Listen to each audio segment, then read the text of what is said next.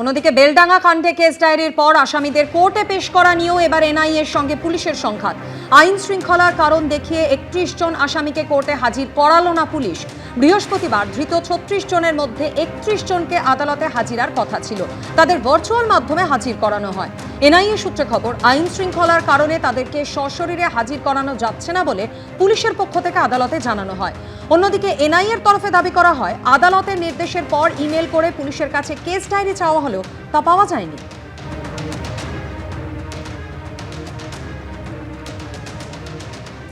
গত মঙ্গলবার বিশেষ এনআইএ আদালতের প্রধান বিচারক বলেন, সুপ্রিম কোর্ট বা হাইকোর্টের নির্দেশে কি কোথাও বলা আছে যে কেস ডায়েরি দেওয়া যাবে না? তদন্ত শুরু করার পর কেস ডায়েরি না দেওয়া তদন্ত নষ্ট করারই শামিল। পাশাপাশি তিনি নির্দেশ দেন 26শে ফেব্রুয়ারির মধ্যে এনআইএ-কে কেস ডায়েরি হস্তান্তর করতেই হবে মুর্শিদাবাদ পুলিশকে, আর রিপোর্ট দেবেন মুর্শিদাবাদের পুলিশ সুপার এবং তদন্তকারী অফিসার। আর এ নিয়ে শুরু হয়েছে রাজনৈতিক চর্চা। এটাই তো পশ্চিমবঙ্গের বাস্তব স্থিতি। ভোট পরবর্তী হিংসা 27 দিনে আমাদের 56 জন বিজেপি কর্মী খুন হলেন। 27 জন মহিলা প্রকাশ্যে দাঁড়িয়ে বলল তারা গণধর্ষিতা হয়েছে। সিবিআই তদন্ত হচ্ছে, পুলিশ প্রমাণ লোপাট করছে। সহযোগিতা তো অনেক দূরের কথা, অসহযোগিতারও উপরে সাক্ষীদের হস্টাইল করে দিচ্ছেন। তো যেটা সিবিআই এর ক্ষেত্রে হচ্ছে, ইডির ক্ষেত্রে হচ্ছে, সেটা স্বাভাবিকভাবেই এনআই এর ক্ষেত্রেই হবে। এখানে কোনো সরকার নেই। তারা আদৌ কেস ডায়েরি পায়নি, না পাওয়ার পরেও আবার আবদার করছে। কারণ আমরা দেখেছি অনেক সময় কেন্দ্রীয় সংস্থাগুলো সব কিছু পেয়ে গিয়েও ঢোক গিলে পরে মিথ্যে কথা বলে যা পাইনি তো আমরা। কারণ সবকটা সংস্থাই অপদার্থ, তাদের এ পর্যন্ত কোনো কাজে আমরা সাকসেস দেখিনি, আপনারাও দেখাতে পারবেন না। আর বেলডাঙ্গা কাণ্ডে এনআইএ তদন্ত নিয়েই প্রশ্ন তুলেছেন প্রাক্তন কংগ্রেস সাংসদ অধীর চৌধুরী। তৈরি করে সাজাটা ফালতু কাজ এনআইকে দিয়ে করানো হচ্ছে। এনআইয়ের আর কাজ আছে কিনা আমার জানা নাই। এনআইয়ের এত ফালতু কাজ এনআই করতে পারে এটা আমার ধারণা ছিল না। গতকাল শুনানিতে এনআইএর আইনজীবী বলেন, মুর্শিদাবাদের এসপির সঙ্গে তাঁদের ডিআইজির কথা হয়েছে কেস ডায়েরি হস্তান্তরের জন্য, কিন্তু এখনো পর্যন্ত তা দেওয়া হয়নি। 7 জনকে 7 দিনের হেফাজতে চায় এনআইএ। বিচারক প্রশ্ন করেন, সশরীরে যদি হাজিরা না দেয় তাহলে তা কিভাবে সম্ভব? এনআইএর আইনজীবী বলেন, আইন শৃঙ্খলার কারণে নাকি এই আসামিদেরকে আনা যাচ্ছে না। আইন শৃঙ্খলার কি এমন সমস্যা রয়েছে মুর্শিদাবাদে? প্রয়োজনে এনআইএ নিজেদের টিম নিয়ে, ফোর্স নিয়ে গিয়ে এই আসামিদের নিয়ে আসতে পারে। বিচারক বলেন, তারা যেন আবেদন করেন। সরকারি আইনজীবী বলেন, 26 তারিখ পর্যন্ত সময় আছে কেস ডায়েরি হস্তান্তরে।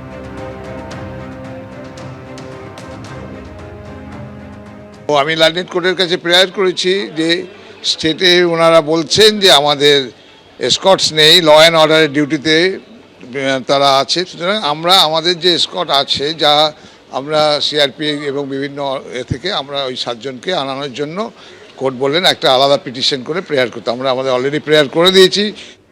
চোখ রাখবো পরের খবরে। ভাঙড়ে ফের একবার তৃণমূল পর্যবেক্ষক বনাম তৃণমূল নেতা। খুনের ষড়যন্ত্র করতে সুপারি কিলার ভাড়া করেছেন শওকত মোল্লা। ভাঙড়ের পর্যবেক্ষক এবং ক্যানিং পূর্বের তৃণমূল বিধায়কের বিরুদ্ধে অভিযোগ করেছেন ভাঙড়ের তৃণমূল নেতা কাইসার আহমেদ। শওকত মোল্লার বিরুদ্ধে এফআইআর দায়েরের আবেদন করে ভাঙড় থানায় ইমেল, প্রচারে থাকতে কুৎসা রটাচ্ছেন কাইসার আহমেদ, পাল্টা অভিযোগ করেছেন শওকত মোল্লা।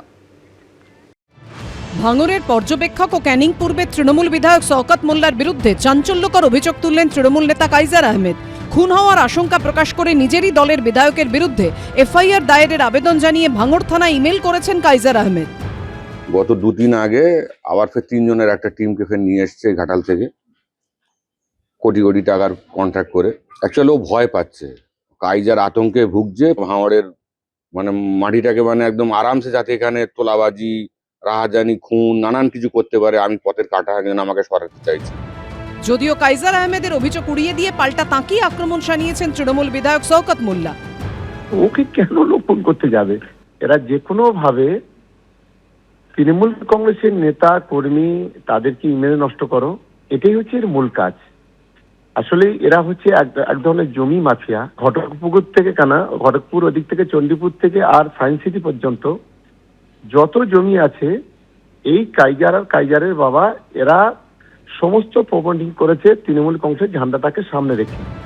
দলনেত্রী মমতা বন্দ্যোপাধ্যায়কেও আক্রমণ করেছেন কাইসার আহমেদ। পুলিশ প্রশাসনের কোনো ভূমিকা নেই, দলেরও কোনো ভূমিকা নেই। এটা মমতা ব্যানার্জি কিছু যায়ও আসে না। মারছে কে মুসলিম, মরছে কে মুসলিম। তাতে একটা আধা মূল্য ওনার কিছু যায় আসেনি। আমাদের যখন প্রয়োজন ছিল ব্যবহার করেছে। এগুলো হচ্ছে এখন ভোটের আগে বেশ কিছু জায়গায় বেশ কিছু লোককে দেখা যাচ্ছে তারা কন্ট্রোভার্সিয়াল কথা বলে নিজেদের গুরুত্ব বাড়াবার চেষ্টা করছেন বা ভেসে থাকার চেষ্টা করছেন। মানুষের জন্য সবথেকে বেশি চিন্তা করেন, মানুষের পাশে দাঁড়ান, সেই নামটা হচ্ছে মমতা বন্দ্যোপাধ্যায়। দলেরই বিধায়কের বিরুদ্ধে তৃণমূল নেতার অভিযোগ ঘিরে চড়তে শুরু করেছে রাজনৈতিক তরজার পারদ। তৃণমূলের এই ভাগিদারদের লড়াইতে, ভাগের লড়াইতে এইভাবে একটা সমাজ তলিয়ে যাবে, এখান থেকে বেরোতে হবে। বাঁচতে চাই বিজেপি, তাই স্লোগান নিয়ে আজকে মুসলমানরাও এগিয়ে আসছেন, তারাও বিজেপিকে ভোট দেবেন বলে এবারে ঠিক করেছেন। সেই জন্য এইসব লোক দেখানো জিনিসপত্র হচ্ছে। এটা তো তৃণমূল সার্কাসের দল, ভাগ নিয়ে মারামারি, চোরদের মধ্যে মারামারি হচ্ছে, আরো বাড়বে। এর আগেও একাধিকবার শওকত মোল্লার সঙ্গে কাইজার আহমেদের অন্তর্দ্বন্দ্বের সাক্ষী থেকেছে ভাঙড়। এমনকি কাইজার আহমেদের বাড়ি লক্ষ্য করে বোমাবাজির অভিযোগ ওঠে শওকত মোল্লার অনুগামীদের বিরুদ্ধে। রঞ্জিত হালদারের রিপোর্ট, এবিপি আনন্দ, দক্ষিণ 24 পরগনা। কয়লা পাচার মামলার তদন্তে এ নিয়ে তৃতীয়বার পুলিশ আধিকারিক মনোরঞ্জন মণ্ডলকে তলব করল ইডি। 23 ফেব্রুয়ারি সোমবার সল্টলেকে সিজিও কমপ্লেক্সে ইডির অফিসে তাকে হাজির হতে বলা হয়েছে। সূত্রের খবর, পুলিশ আধিকারিক মনোরঞ্জন মণ্ডল যদি এবারও হাজির না হন তাহলে আদালতের দ্বারস্থ হবে কেন্দ্রীয় তদন্তকারী সংস্থা।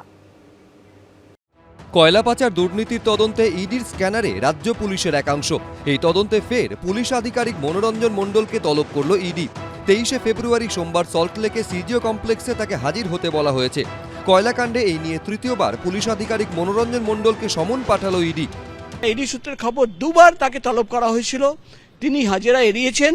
ফের তৃতীয়বার রাজ্য পুলিশের এই অফিসারকে তলব করা হয়েছে কয়লা পাচার কাণ্ডে এবং আগামী সোমবার তাকে হাজির হতে বলা হয়েছে। ইডির আধিকারিকরা জানাচ্ছেন, তৃতীয়বার তিনি যদি হাজিরা এড়িয়ে যান তাহলে কিন্তু আইনানুগ ব্যবস্থা নেওয়া হবে। শুধু তাই নয়, কোর্টে তারা দ্বারস্থ হবেন যে 3 বার নোটিশ পাঠানোর পরেও যদি তিনি না আসেন তাহলে কিন্তু কোর্টে দ্বারস্থ হয়ে কোর্টে রিপোর্ট পাঠানো হবে এবং প্রয়োজনে ওয়ারেন্ট ইস্যু করার চিন্তাভাবনা রয়েছে ইডি আধিকারিকদের।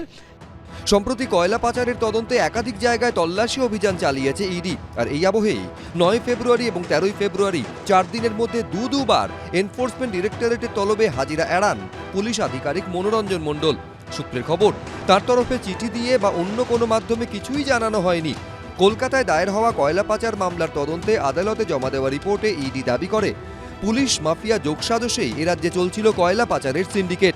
সেখানে কয়লা পাচারের প্রোটেকশন মানি দিয়ে প্রচুর টাকা ঘুষ নিতেন বারাবণী থানার প্রাক্তন ওসি মনোরঞ্জন মণ্ডল। ব্যাংক অ্যাকাউন্ট নাম্বার ও ট্রানজাকশন আইডির উল্লেখ করে ইডি আদালতে জমা দেওয়া রিপোর্টে দাবি করে, মনোরঞ্জন মণ্ডলের ব্যাংক অ্যাকাউন্টে বিপুল পরিমাণ ঘুষের টাকা ঢুকেছে। রিপোর্টে ইডির তরফে দাবি করা হয়, বারাবণী থানায় থাকাকালীন চিন্ময় মণ্ডল, কিরণ খাঁ, প্রবীর দত্ত এদের মাধ্যমেই ঘুষের টাকা নিতেন রাজ্য পুলিশের আধিকারিক মনোরঞ্জন মণ্ডল।